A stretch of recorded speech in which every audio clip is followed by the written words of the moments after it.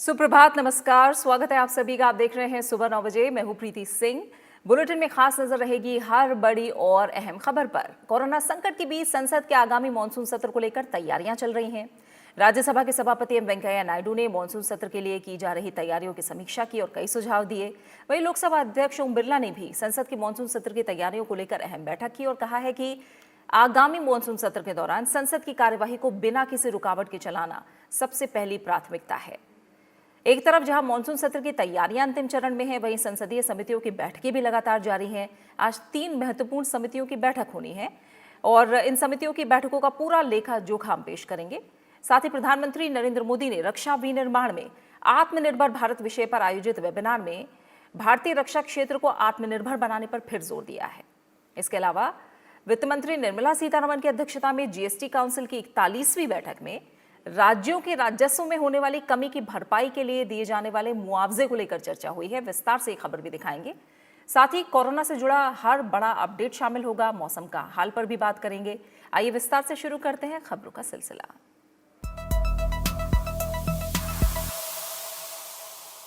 Corona संकट के बीच संसद के आगामी मानसून सत्र को लेकर तैयारियां चल रही हैं। संक्रमण के खतरे को देखते हुए इस बार कई तरह के सुरक्षा के इंतजाम भी किए गए हैं। राज्यसभा के सभापति एम वेंकैया नायडू ने कल मानसून सत्र के लिए की जा रही तैयारियों की समीक्षा की। उन्होंने खुद करीब 45 मिनट तक व्यवस्थाओं को जांचा परखा और अधिकारियों को कई सुझाव भी दिए। कोरोना संकट के बीच संसद के मानसून सत्र की तैयारियां जोरों पर हैं। राज्यसभा सभापति एम वेंकैया नायडू ने कोरोना महामारी के चलते सदन में पहली बार अपनाए जा रहे उपायों और तैयारियों का जायजा लिया। इस काम के लिए सभापति ने गुरुवार को खुद जाकर करीब 45 मिनट तक व्यवस्थाओं को देखा, परखा और जानने की कोशिश की। सोशल डिस्टेंसिंग के नियम के पालन के लिए राज्यसभा सदस्य चेंबर और राज्यसभा की 4 दीर्घाओं में बैठेंगे। इसके अलावा बाकी सदस्यों के लिए लोकसभा सदन में भी व्यवस्था होगी। इस व्यवस्था के चलते सभापति एम वेंकैया नायडू को सदन के सुचारू संचालन के लिए 6 अलग अलग जगह बैठे सदस्यों के साथ समन्वय स्थापित करना होगा। सभापति ने सदन की कार्यवाही जैसे सदस्यों द्वारा विभिन्न दिशाओं से हाथ उठाकर संबोधित करने, पॉइंट ऑफ ऑर्डर, ध्वनि मत से शामिल होने और मत विभाजन जैसी स्थितियों का खुद से जायजा लिया। उन्होंने सदन में ऑडियो सिस्टम, उसकी क्वालिटी और साथ ही में दिए जाने वाले अनुवाद को भी सुनकर देखा। इस मौके पर एक मॉक सेशन का आयोजन भी किया गया, जिसमें राज्यसभा के अधिकारियों को दोनों सदनों के चेंबर्स और राज्यसभा की दीर्घाओं में बिठाकर व्यवस्था की जांच की गई। इस तरह की व्यवस्था सदन के इतिहास में पहली बार की गई है। राज्यसभा सभापति एम वेंकैया नायडू ने व्यवस्था पर संतोष जताया। किसी तरह की तकनीकी आपातकाल की स्थिति में दोनों सदनों के बीच संवाद के लिए एक हॉटलाइन का भी इंतजाम किया गया है, जिससे सदस्य एक दूसरे से बात कर सकें। आधा किलोमीटर लंबी ऑप्टिक फाइबर और ऑडियो विजुअल व्यवस्था के जरिए लोकसभा और राज्यसभा के चेंबर आपस में जुड़े रहेंगे। सदस्यों की उपस्थिति दर्ज करने के लिए पहले जहां 1 रजिस्टर हुआ करता था, अब इसकी जगह 6 जगहों पर 6 रजिस्टर होंगे ताकि सोशल डिस्टेंसिंग कायम रहे। कृति मिश्रा, राज्यसभा टीवी। इस बीच लोकसभा अध्यक्ष ओम बिरला ने संसद के मानसून सत्र की तैयारियों को लेकर गुरुवार को अहम बैठक की। उन्होंने कहा कि आगामी मानसून सत्र के दौरान संसद की कार्यवाही को बिना किसी रुकावट के चलाना सबसे पहली प्राथमिकता है और इसके लिए सभी तरह के इंतजाम किए जाएंगे। सत्र के दौरान की व्यवस्थाओं को लेकर उन्होंने दोनों सदनों के महासचिवों, सीपीडब्ल्यूडी और एनडीएमसी के अधिकारियों के साथ बैठक की। उन्होंने ट्वीट किया कि तैयारियों को गति प्रदान करने के लिए आयोजित इस बैठक में सीपीडब्ल्यूडी और एनडीएमसी को सैनिटाइजेशन, सफाई समेत अन्य व्यवस्थाओं के संबंध में विस्तृत दिशा निर्देश दिए गए। उन्होंने बताया कि सांसदों और उनके स्टाफ के लिए प्रोटोकॉल तैयार किए जा रहे हैं। साथ ही संसद के कर्मचारियों के लिए भी गाइडलाइंस बनाई जा रही हैं। सत्र के दौरान सोशल डिस्टेंसिंग को लेकर सभी दिशा निर्देशों का अनुपालन किया जाएगा। संसद भवन परिसर में जहां मानसून सत्र की तैयारियां अंतिम चरण में हैं, वहीं संसदीय समितियों की बैठकें लगातार जारी हैं। आज 3 महत्वपूर्ण समितियों की बैठक होगी। इसमें पहली बैठक लोकसभा की विशेषाधिकार समिति से संबंधित है। बैठक में विशेषाधिकार हनन से संबंधित मामलों में सांसद बी संजय कुमार, संजय जायसवाल, अधीर रंजन चौधरी और निशिकांत दुबे समिति के समक्ष मौखिक साक्ष्य देंगे। इसके अलावा महिलाओं को शक्तियां प्रदान करने संबंधी समिति की बैठक होगी, जिसमें महिलाओं के प्रति कॉर्पोरेट सामाजिक दायित्व के तहत कॉर्पोरेट मामलों के मंत्रालय, भारी उद्योग और सार्वजनिक उपक्रम मंत्रालय के प्रतिनिधि मौखिक साक्ष्य देंगे। वित्तीय समिति, लोक लेखा समिति अपने एजेंडे पर वस्त्र मंत्रालय के अधिकारियों का साक्ष्य लेगी। समिति की 5 रिपोर्टों पर एटीआर को भी अंतिम रूप दिया जाएगा। गृह मामलों की स्थायी संसदीय समिति ने गुरुवार को कोविड-19 महामारी के विभिन्न पहलुओं और राष्ट्रीय राजधानी क्षेत्र दिल्ली में इससे निपटने के बारे में बिना अंतराल लिए लगातार 4 घंटे 45 मिनट तक चर्चा करके एक रिकॉर्ड बनाया। अधिकारियों के मुताबिक बिना अंतराल के समिति की ये अब तक की सबसे लंबी बैठक थी। बैठक के दौरान महामारी को लेकर पक्षों को सुना गया। वरिष्ठ राज्यसभा सांसद आनंद शर्मा की अध्यक्षता वाली गृह मामलों से संबंधित संसदीय समिति ने गुरुवार को रिकॉर्ड 4 घंटे 45 मिनट तक कोविड-19 के मुद्दे पर चर्चा की। गृह मामलों की स्थायी समिति ने लगातार 2 बार 4 घंटे से ज्यादा बैठक की है। ये भी अपने आप में एक रिकॉर्ड है। महामारी के मुद्दे पर समिति की पिछली बैठक 4 घंटे 12 मिनट तक चली थी। समिति की पहली बैठक 3 घंटे 14 मिनट चली थी। अब तक समिति महामारी से जुड़े हितधारकों के साथ 12 घंटे 11 मिनट चर्चा कर चुकी है। गुरुवार की बैठक में दिल्ली में महामारी से निपटने के लिए दिल्ली सरकार के मुख्य सचिव विजय कुमार देव ने समिति को जानकारी दी। केंद्रीय गृह मंत्रालय के अतिरिक्त सचिव गोविंद मोहन भी बैठक में शामिल हुए। समिति की पहले की बैठकों में गृह सचिव, सूक्ष्म मध्यम और लघु उद्यम सचिव, स्वास्थ्य मंत्रालय के वरिष्ठ अधिकारी, आईसीएमआर के महानिदेशक, एम्स के निदेशक, एमएसएमई से जुड़े प्रतिनिधियों के साथ समिति कोरोना संकट और प्रबंधन से जुड़े मामलों पर चर्चा कर चुकी है। कृति मिश्रा, राज्यसभा टीवी। राज्यसभा सभापति एम वेंकैया नायडू ने 1 दर्जन सांसदों को सामान्य प्रयोजन समिति का सदस्य मनोनीत किया है। समिति के इन पदेन सदस्यों की नियुक्ति 26 अगस्त से प्रभावी हुई है। सदन की इस बेहद महत्वपूर्ण समिति की अध्यक्षता स्वयं राज्यसभा सभापति करते हैं। इसमें उपसभापति, उपाध्यक्षों के पैनल में शामिल सदस्य, स्थायी समितियों के अध्यक्ष, उच्च सदन में मान्यता प्राप्त दलों और समूहों के नेताओं को शामिल किया जाता है।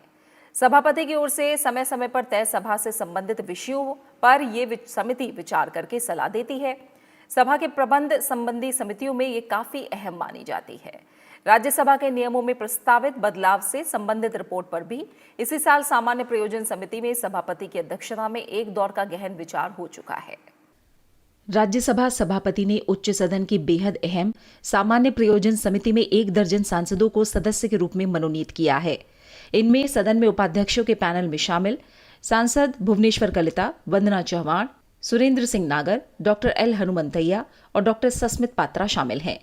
स्थायी समितियों के अध्यक्षों डॉक्टर विनय पी सहस्रबुद्धे, डॉक्टर के केशव राव, प्रताप सिंह बाजवा, केसी राममूर्ति, शिव प्रताप शुक्ला और तिरुचि शिवा को भी इस समिति में स्थान मिला है। उच्च सदन में मान्यता प्राप्त दल श्रेणी से सांसद प्रेमचंद गुप्ता को मनोनीत किया गया है।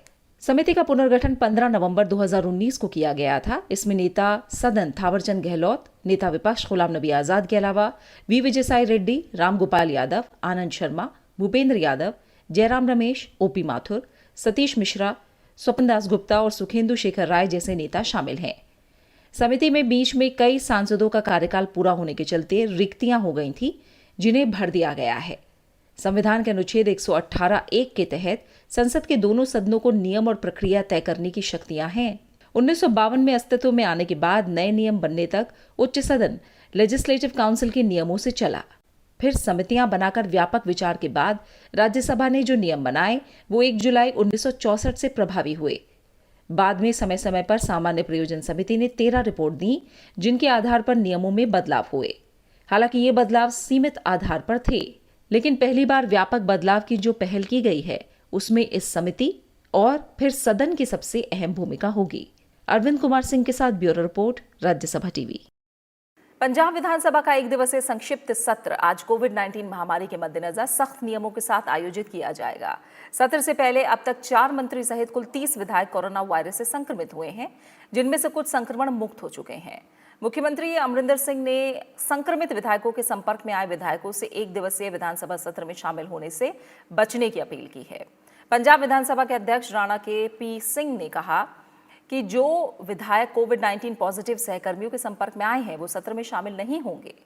विधानसभा अध्यक्ष ने 15वीं विधानसभा के 12वें सत्र में शामिल होने के लिए मंत्रियों, विधायकों और अधिकारियों के लिए कोरोना नेगेटिव रिपोर्ट को पेश करना अनिवार्य कर दिया है।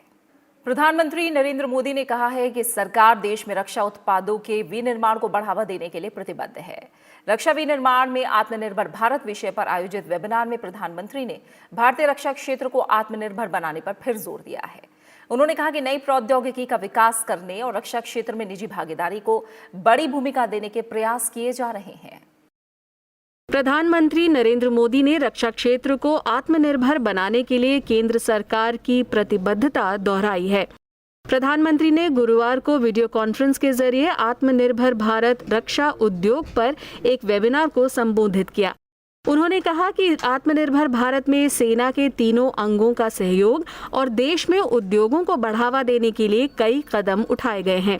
प्रधानमंत्री ने कहा कि सरकार का उद्देश्य है कि नई तकनीक का भारत में ही विकास हो और प्राइवेट सेक्टर का इस क्षेत्र में अधिक विस्तार हो। लाइसेंसिंग प्रक्रिया में सुधार, लेवल प्लेइंग फील्ड की तैयारी, एक्सपोर्ट की प्रक्रिया का सरलीकरण, ऑफसेट के प्रावधानों में सुधार, ऐसे अनेक कदम उठाए गए हैं। वेबिनार में रक्षा उत्पादन से जुड़े सभी लोगों की उपस्थिति पर प्रधानमंत्री ने खुशी जताई। उन्होंने कहा कि ये सामूहिक मंथन बहुत उपयोगी साबित होगा। संबोधन के दौरान प्रधानमंत्री ने तीनों सेनाओं के नेतृत्व के लिए CDS के पद का गठन रक्षा क्षेत्र के लिए महत्वपूर्ण बताया। प्रधानमंत्री ने ये भी कहा कि रक्षा क्षेत्र में एक नई मानसिकता का जन्म हुआ है। प्रधानमंत्री नरेंद्र मोदी ने 12 मई को राष्ट्र के नाम अपने संबोधन में 5 स्तंभों के आधार पर आत्मनिर्भर भारत के लिए आह्वान किया था। इनमें अर्थव्यवस्था, बुनियादी ढांचा, व्यवस्था, जनसांख्यिकी और मांग शामिल हैं। इस मौके पर प्रधानमंत्री ने खुद पर आश्रित भारत के निर्माण के लिए आत्मनिर्भर भारत के लिए एक विशेष आर्थिक पैकेज की भी घोषणा की थी। Bureau report, Rajya Sabha TV. पूर्वी लद्दाख में सैनिकों का पूर्ण रूप से पीछे हटना दोनों पक्षों के बीच बनी सहमति के आधार पर एक दूसरे द्वारा उठाए गए कदमों से ही हासिल किया जा सकता है। विदेश मंत्रालय के प्रवक्ता अनुराग श्रीवास्तव ने बताया है कि दोनों पक्षों ने वास्तविक नियंत्रण रेखा के पास पूरी तरह अपने सैनिकों को पीछे हटाने के लिए ईमानदारी से काम करते रहने की प्रतिबद्धता दोहराई। दोनों पक्षों ने कहा कि पूरी तरह सेनाएं हटाने के लिए उन्हें अपने अपने क्षेत्र में नियमित चौकियों पर सैनिकों की फिर से तैनाती करनी होगी। ऐसा केवल परस्पर सहमति से ही की गई कार्रवाई से संभव है। दोनों पक्षों ने पिछली बैठक में अन्य मुद्दों का समाधान मौजूदा समझौतों और प्रोटोकॉल के अनुरूप तेजी से करने पर सहमति व्यक्त की थी। वो इस बात पर भी सहमत हुए थे कि द्विपक्षीय संबंधों को आगे बढ़ाने के लिए सीमा क्षेत्रों में पूरी तरह शांति बहाल करना जरूरी है।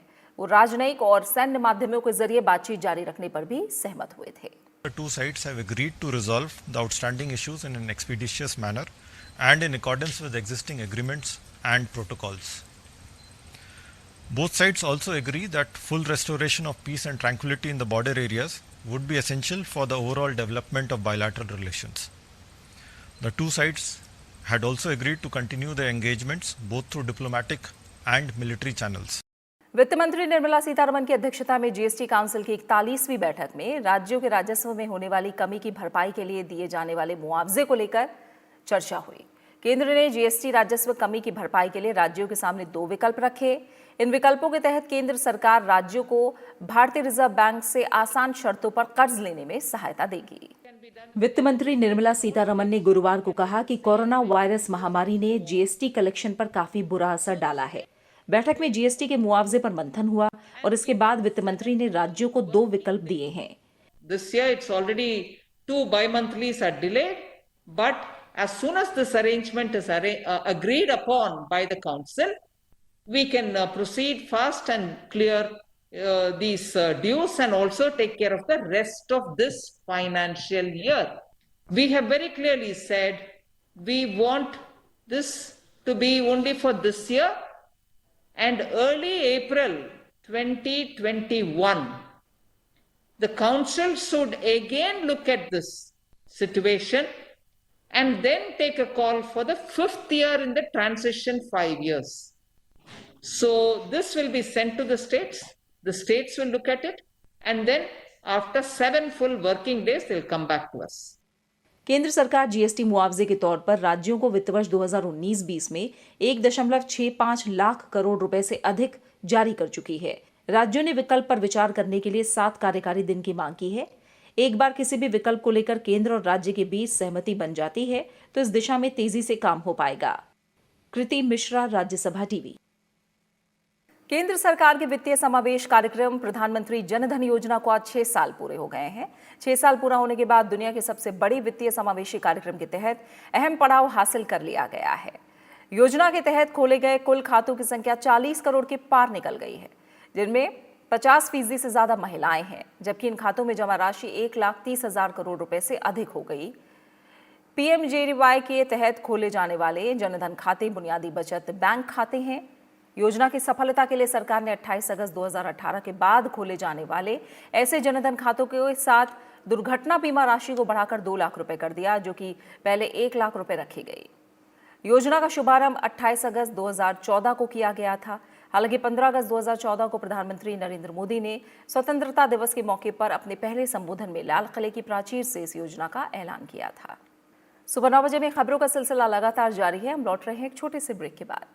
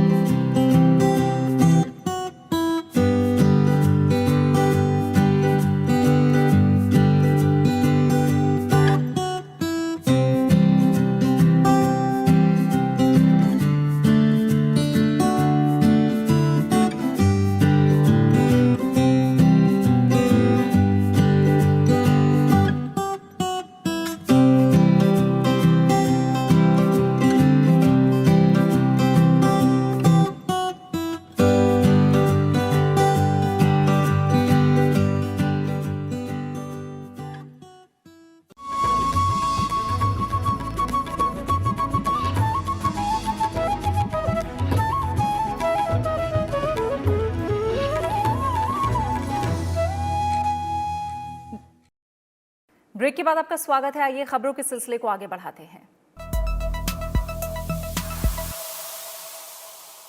और अब बात करेंगे कोरोना से जुड़े अपडेट की। देश भर में कोरोना संक्रमितों की संख्या 33 लाख के पार पहुंच गई है, लेकिन केंद्र और राज्य सरकारों के समन्वित प्रयासों से देश में स्वस्थ हो चुके कोरोना मरीजों की संख्या भी तेजी से बढ़ती जा रही है। कोविड-19 से ठीक होने वाले मरीजों की संख्या 25 लाख को पार कर गई है।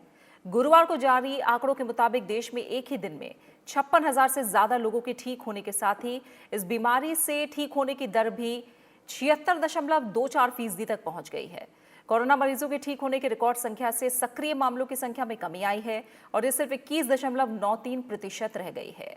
स्वस्थ हो चुके कोरोना मरीजों की लगातार बढ़ती संख्या की वजह से सक्रिय मामलों के साथ अंतर भी 18 लाख हो चुका है। स्वास्थ्य कर्मियों के समर्पित प्रयासों से कोरोना मामलों में मृत्यु दर लगातार घट रही है और ये 1.83% रह गई है। कोविड से स्वस्थ होने के राष्ट्रीय औसत के अनुपात में 10 राज्य और संघ शासित प्रदेशों का प्रदर्शन बेहतर है। इनमें दिल्ली, तमिलनाडु, बिहार, हरियाणा, गुजरात, राजस्थान, असम, पश्चिम बंगाल और गोवा शामिल हैं। देश में सबसे ज्यादा रिकवरी रेट राजधानी दिल्ली में है। यहाँ करीब 90% लोग कोरोना से ठीक हो चुके हैं। इसके बाद तमिलनाडु और बिहार है, जहां रिकवरी रेट 85% है। दमन और दीव और दादरा और नगर हवेली में 82% से अधिक, हरियाणा में 82% से ज्यादा और गुजरात में 80% से अधिक रिकवरी रेट है। कोविड-19 से निपटने के लिए परीक्षण, पहचान और उपचार की नीति से इस बीमारी के प्रारंभिक स्तर पर ही पहचान करना संभव हुआ है। समय पर पहचान होने से कोविड रोगियों को अलग रखने और पॉजिटिव मामले वाले व्यक्तियों को अस्पताल में भर्ती कराने से उन्हें उचित उपचार का अवसर मिला है। इसके चलते देश में कोविड से कम लोगों की मृत्यु हुई है और लोग तेजी से स्वस्थ हुए हैं। एक नजर कोरोना मरीजों की रिकवरी रेट और मृत्यु दर के आंकड़ों पर। देश में 25 लाख से ज्यादा लोग कोरोना से जंग जीत चुके हैं। पिछले 3 महीने में रिकवरी रेट में 28% से अधिक का इजाफा हुआ है। मई में करीब 83,000 लोग कोरोना का इलाज कराकर ठीक हो चुके थे। उस वक्त रिकवरी रेट 48.19% था। जून में कोरोना को मात देने वालों की संख्या 2.5 लाख से अधिक रही और रिकवरी रेट 60% तक पहुंच गया। जुलाई में करीब 7.5 लाख लोग कोरोना वायरस से मुक्त हुए, जबकि अगस्त में अब तक 14 लाख से अधिक लोग कोरोना को मात दे चुके हैं। देश में कोरोना के मामले बढ़ने के साथ ही इस वायरस से संक्रमित होने वाले लोगों की मौत का आंकड़ा भी बढ़ा है, लेकिन मृत्यु दर में लगातार कमी दर्ज की जा रही है। आंकड़ों पर नजर डालें तो देश में कोरोना से पहली मौत से 10,000 लोगों की मौत होने तक 96 दिन का समय लगा था। उस वक्त मृत्यु दर 3.4% थी, लेकिन इसके बाद कोरोना से मरने वालों की संख्या में तेजी आई।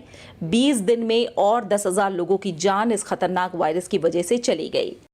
20 से 30,000 का आंकड़ा पहुंचने में 17 दिन का समय लगा, लेकिन मृत्यु दर 2.4% पर आ गई। इसके बाद अगले 34 दिन में और 30,000 लोगों की मौत कोरोना वायरस से हो गई। 167 दिन में 60,000 से अधिक लोगों की जान इस वायरस की वजह से जा चुकी है। Bureau report, Rajya Sabha TV. Test, track और ट्रीट रणनीति के साथ कोरोना के खिलाफ लड़ाई में मजबूती से आगे बढ़ते हुए देश में अब तक 3,90,00,000 से अधिक कोरोना नमूनों का परीक्षण किया जा चुका है। प्रतिदिन औसतन 8 लाख से अधिक परीक्षणों के साथ भारत में तेज गति से कोविड जांच हो रही है। गुरुवार को जारी आंकड़ों के मुताबिक 26 अगस्त को देश भर में करीब 9.25 लाख टेस्ट किए गए। देश में प्रतिदिन 10 लाख आबादी पर भी जांच की संख्या में लगातार तेजी देखी जा रही है और दैनिक परीक्षण में वृद्धि की वजह से औसत दैनिक पॉजिटिविटी दर भी कम आई है। देश भर में कोविड की जांच करने वाली प्रयोगशालाओं की संख्या भी तेजी से बढ़ रही है। अब 1,550 कोविड जांच प्रयोगशालाएं देश भर में हैं। इनमें से 993 सरकारी और 557 निजी प्रयोगशालाएं हैं। केंद्र ने कोविड-19 से उच्च मृत्यु दर वाले 9 राज्यों और 1 केंद्र शासित प्रदेश के मुख्य सचिवों और स्वास्थ्य सचिवों के साथ कल समीक्षा बैठक करके कोविड प्रबंधन और प्रतिक्रिया कार्यनीति पर चर्चा की। वीडियो कॉन्फ्रेंसिंग के जरिए हुई समीक्षा बैठक में कैबिनेट सचिव राजीव गौबा समेत महाराष्ट्र, तमिलनाडु, कर्नाटक, तेलंगाना, गुजरात, पश्चिम बंगाल, उत्तर प्रदेश, पंजाब, आंध्र प्रदेश और जम्मू और कश्मीर के मुख्य सचिव और स्वास्थ्य सचिव शामिल हुए। बैठक में इन प्रदेशों को सलाह दी गई कि वो अपने सभी जिलों में मृत्यु दर को 1% से कम रखने की दिशा में कदम उठाएं और इसके लिए कुछ उपाय भी सुझाएं। और अब एक नजर इन 10 राज्यों में कोरोना के हालात पर। पिछली 24 घंटे में सबसे अधिक मामले महाराष्ट्र में सामने आए हैं। यहां 14,000 से अधिक कोरोना संक्रमितों की पहचान हुई है। राज्य में अब तक 7 लाख से अधिक केस आ चुके हैं और 23,000 से अधिक लोगों की मौत हो चुकी है। बीते एक दिन में आंध्र प्रदेश में 10,000 से अधिक केस आए हैं। सबसे ज्यादा केस के मामले में ये राज्य महाराष्ट्र और तमिलनाडु के बाद तीसरे नंबर पर है। कर्नाटक में 8,500 से अधिक कोरोना के नए केस दर्ज हुए हैं। राज्य में अब तक 3 लाख से अधिक कोरोना के केस सामने आ चुके हैं और 5,000 से ज्यादा लोगों की जान जा चुकी है। तमिलनाडु में करीब 6,000 नए केस आए हैं। कोरोना के केस के मामले में ये राज्य दूसरे नंबर पर है। उत्तर प्रदेश में बीते 24 घंटे में 5,000 से अधिक केस दर्ज किए गए हैं। दिल्ली में 1,840, पश्चिम बंगाल में 2,997, केरल में 2,406, गुजरात में 1,190, बिहार में 1,860, पंजाब में 1,746 और उत्तराखंड में पिछले 24 घंटे में 728 मामले सामने आए हैं। Bureau report, Rajya Sabha TV. Uttar Pradesh के मेरठ मंडल के 3 जिलों में आज से सीरो सर्वे शुरू होगा। मेरठ के अलावा सीरो सर्वे बागपत और गाजियाबाद में भी किया जाएगा। इस बीच उत्तर प्रदेश सरकार में कैबिनेट मंत्री सिद्धार्थनाथ सिंह कोरोना पॉजिटिव हो गए हैं। जम्मू कश्मीर में सांबा जिला प्रशासन ने आज से 1 सितंबर तक कंप्लीट लॉकडाउन के आदेश जारी किए हैं। वहीं पश्चिम बंगाल सरकार ने अनलॉक प्रक्रिया के एक हिस्से के रूप में 6 शहरों से उड़ानों पर लगे प्रतिबंधों को आंशिक रूप से हटा दिया है। 1 सितंबर 2020 से दिल्ली, मुंबई, पुणे, नागपुर, चेन्नई और अहमदाबाद से उड़ानें सप्ताह में 3 बार पश्चिम बंगाल आएंगी। हालांकि उड़ान संचालन को लॉकडाउन के दिनों में निलंबित कर दिया जाएगा। 7, 11 और 12 सितंबर को ये रद्द रहेंगी। पूर्व राष्ट्रपति प्रणब मुखर्जी की सेहत में सुधार नहीं हुआ है। दिल्ली कैंटोनमेंट के आर्मी रिसर्च एंड रेफरल अस्पताल के मुताबिक पूर्व राष्ट्रपति अभी भी गहरे कोमा में हैं और वेंटिलेटर सपोर्ट पर हैं। उनके प्रमुख और क्लिनिकल पैरामीटर स्थिर बने हुए हैं। विशेषज्ञों की एक टीम उनकी देखरेख कर रही है। उनके श्वसन संक्रमण का इलाज भी जारी है। 84 वर्षीय पूर्व राष्ट्रपति प्रणब मुखर्जी पिछले 16 दिन से अस्पताल में भर्ती हैं और ब्रेन सर्जरी के बाद गंभीर स्थिति में हैं। दुनिया भर में कोरोना के बढ़ते संक्रमण के बीच अब तक 2,43,00,000 से ज्यादा मामले सामने आ चुके हैं। इसमें 8,28,000 से ज्यादा लोगों की इस वायरस से मौत हो चुकी है। कोरोना संक्रमण से सबसे ज्यादा प्रभावित अमेरिका है, जहां अब तक 58,60,000 से ज्यादा लोग महामारी से संक्रमित हो चुके हैं और 1,80,000 से ज्यादा लोगों की मौत हो चुकी है। ब्राजील में 37,17,000 लोग संक्रमित हैं और 1,17,000 से ज्यादा लोगों की मौत हुई है। नीट और जेईई परीक्षाओं के आयोजन को लेकर केंद्रीय शिक्षा मंत्री डॉक्टर रमेश पोखरियाल निशंक ने कहा है कि कोरोना वायरस की महामारी के बीच हमारे लिए छात्रों की सुरक्षा और करियर अहम है। शिक्षा मंत्री ने कहा कि इन परीक्षाओं को पूर्व में 2 बार स्थगित किया गया, जबकि ज्यादातर छात्र और उनके अभिभावक परीक्षा को आयोजित करने के पक्ष में हैं। यही वजह है कि अब तक 17 लाख से ज्यादा छात्रों ने परीक्षा का एडमिट कार्ड डाउनलोड कर लिया है। उन्होंने ये भी कहा कि सुप्रीम कोर्ट ने भी अपने फैसले में कहा है कि हम छात्रों का एकेडमिक वर्ष खराब नहीं कर सकते। उन्होंने लोगों और राजनीतिक दलों से इस मुद्दे पर बेवजह विरोध और राजनीति नहीं करने का आग्रह किया। इस बीच विश्वविद्यालय अनुदान आयोग के दिशा निर्देश और अंतिम वर्ष की परीक्षाएं रद्द करने की याचिकाओं पर सुप्रीम कोर्ट आज फैसला सुना सकता है। देश भर में अंतिम वर्ष की परीक्षाओं के आयोजन को लेकर सुप्रीम कोर्ट की 3 सदस्यीय खंडपीठ ने 18 अगस्त को सुनवाई पूरी की थी और फैसला सुरक्षित रख लिया गया था। उच्चतम न्यायालय ने कहा है कि उसके 2004 के फैसले पर फिर विचार किए जाने की जरूरत है, जिसमें कहा गया था कि शैक्षणिक संस्थानों में नौकरियों और प्रवेश में आरक्षण देने के लिए राज्यों के पास अनुसूचित जाति और अनुसूचित जनजातियों का उपवर्गीकरण करने की शक्ति नहीं है। न्यायमूर्ति अरुण मिश्रा की अध्यक्षता वाली 5 न्यायाधीशों की पीठ ने कहा कि ईवी चिनैया मामले में संविधान पीठ के 2004 के फैसले पर फिर से गौर किए जाने की जरूरत है और इसलिए इस मामले को उचित निर्देश के लिए प्रधान न्यायाधीश के समक्ष रखा जाना चाहिए। केंद्रीय कृषि मंत्री नरेंद्र सिंह तोमर ने राज्यों के मुख्यमंत्रियों और कृषि मंत्रियों के साथ हाल ही में हुए कृषि बाजार सुधारों और 1 लाख करोड़ रुपए के कृषि बुनियादी ढांचा कोष के अंतर्गत वित्त पोषण सुविधा की नई केंद्रीय क्षेत्र योजना पर विचार विमर्श किया। वीडियो कॉन्फ्रेंसिंग के माध्यम से आयोजित कार्यक्रम के दौरान तोमर ने इस बात पर भी जोर दिया कि कोष का उद्देश्य फसल कटाई के बाद के बुनियादी ढांचे और सामुदायिक कृषि परिसंपत्तियों की उपलब्धता में सुधार करना है। उन्होंने कहा कि यह भी सुनिश्चित किया जाना चाहिए कि छोटे और मध्यम किसानों को इसका पूरा लाभ मिले। मुख्यमंत्री और राज्य के कृषि मंत्रियों ने पूर्ण आश्वासन दिया कि निधि का उपयोग सुनिश्चित करने में कोई कसर नहीं छोड़ी जाएगी और सभी गांवों में नए बुनियादी ढांचे का निर्माण किया जाएगा। केंद्रीय वाणिज्य और उद्योग मंत्री पीयूष गोयल ने कहा है कि 3C यानी सहयोग, मिलकर काम करना और प्रतिबद्धता भारत और आसियान देशों के बीच रणनीतिक साझेदारी का मार्गदर्शन करेंगे। गुरुवार को आसियान भारत व्यापार परिषद की वर्चुअल बैठक को संबोधित करते हुए पीयूष गोयल ने कहा कि कोविड-19 महामारी के दौर ने भारत को एक अनोखा अवसर प्रदान किया है और उसने खुद को दुनिया के सामने एक विश्वसनीय भागीदार के रूप में प्रदर्शित किया है। वंदे भारत मिशन का 6वां चरण 1 सितंबर से शुरू होगा। इस मिशन का 5वां चरण 31 अगस्त को समाप्त हो रहा है। विदेश मंत्रालय के प्रवक्ता अनुराग श्रीवास्तव ने कहा है कि विदेशों में भारतीय दूतावासों की मांग पर एयर इंडिया और प्राइवेट विमान सेवा की उड़ानों के कार्यक्रम को नए सिरे से निर्धारित किया जा रहा है। अगले चरण में विभिन्न देशों के साथ एयर बबल व्यवस्था जारी रहेगी। उन्होंने बताया कि 26 अगस्त तक वंदे भारत मिशन के तहत विदेशों में फंसे 12 लाख भारतीयों को स्वदेश लाया गया है। केंद्र सरकार ने क्षेत्रीय संपर्क योजना उड़ान के 4थे चरण के तहत 78 नए मार्गों को मंजूरी दे दी है। नागर विमानन मंत्रालय ने कहा है कि नए मार्गों में पूर्वोत्तर के पर्वतीय क्षेत्रों, पहाड़ी राज्यों और द्वीपों को प्राथमिकता दी गई है। मंत्रालय ने कहा है कि इन मार्गों के लिए 29 चालू, 8 बंद पड़े और 2 बहुत कम इस्तेमाल किए जाने वाले हवाई अड्डों का इस्तेमाल किया जाएगा। उड़े देश का आम नागरिक यानी उड़ान योजना के तहत अब तक कुल 766 मार्गों को मंजूरी दी जा चुकी है। नागर विमानन मंत्रालय ने योजना की शुरुआत से अब तक 274 उड़ान मार्गों का परिचालन किया है, जिससे 45 हवाई अड्डे और 3 हेलीपोर्ट जुड़े हैं।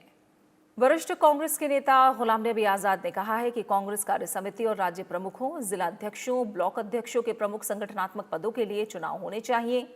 गुलाम नबी आजाद ने कहा कि अगर निर्वाचित निकाय पार्टी का नेतृत्व करते हैं तो उसके लिए संभावनाएं हैं, नहीं तो कांग्रेस अगले 50 वर्षों तक विपक्ष में बैठी रहेगी। जब विपक्ष में है और सरकार सत्ताधारी पार्टी बहुत मजबूत है,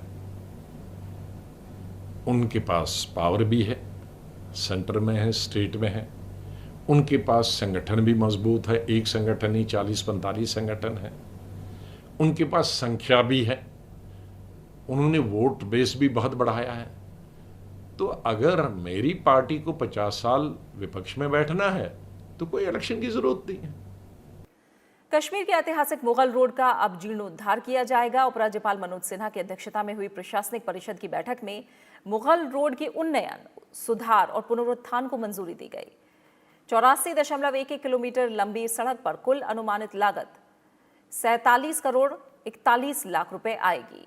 प्रशासनिक परिषद के निर्णय का उद्देश्य सड़क दुर्घटनाओं पर लगाम लगाने के साथ ही वाहनों की आवाजाही को सुगम बनाना है। और अब बात मौसम से जुड़े हालात की। उत्तर भारत के ज्यादातर राज्य इस समय भारी बारिश और बाढ़ से प्रभावित हैं। वहीं मौसम विभाग ने अगले 24 घंटों में ओडिशा, झारखंड, छत्तीसगढ़, पूर्वी मध्य प्रदेश के साथ साथ पश्चिम उत्तर प्रदेश और पश्चिमी मध्य प्रदेश में भारी बारिश की चेतावनी दी है। असम में बाढ़ की स्थिति का आकलन करने के लिए 6 सदस्यीय केंद्रीय टीम 3 दिवसीय दौरे पर है। टीम को 3 समूहों में विभाजित किया गया है और इसने गुरुवार को अपने अपने क्षेत्र का दौरा करके नुकसान का आकलन भी किया। ये टीम आज भी कई जगहों पर जाकर नुकसान का जायजा लेंगी। अफगानिस्तान के उत्तरी और पूर्वी क्षेत्रों में भारी बारिश के बाद आई बाढ़ से अब तक 150 से अधिक लोगों की मौत हो चुकी है। करीब 200 से ज्यादा लोग घायल हुए हैं। अफगानिस्तान के राष्ट्रपति अशरफ गनी ने प्रभावितों को हर संभव मदद का आश्वासन दिया है। उधर अमेरिका में तूफान लॉरा ने लुइसियाना और आर्कनसास में भयानक तबाही मचाई है। जगह जगह खंभे और पेड़ गिरे हैं। तूफान की वजह से आई बाढ़ से करीब 5 लाख घर क्षतिग्रस्त हो गए हैं। तूफान से अब तक 6 लोगों की मौत हो चुकी है। राष्ट्रीय चक्रवात केंद्र ने बताया कि लॉरा तूफान अब तक का सबसे खतरनाक तूफान है। गुरुवार को ये 150 मील प्रति घंटे की रफ्तार से तट से टकराया। तट से टकराते वक्त तूफान श्रेणी 4 का था। लॉरा से कहीं कहीं आंधी के साथ बवंडर की भी संभावना है। और इसी के साथ फिलहाल सुबह 9 बजे की खबरों में मेरे साथ इतना ही। इजाजत दीजिए और अपना अच्छे से ख्याल रखिए। नमस्कार।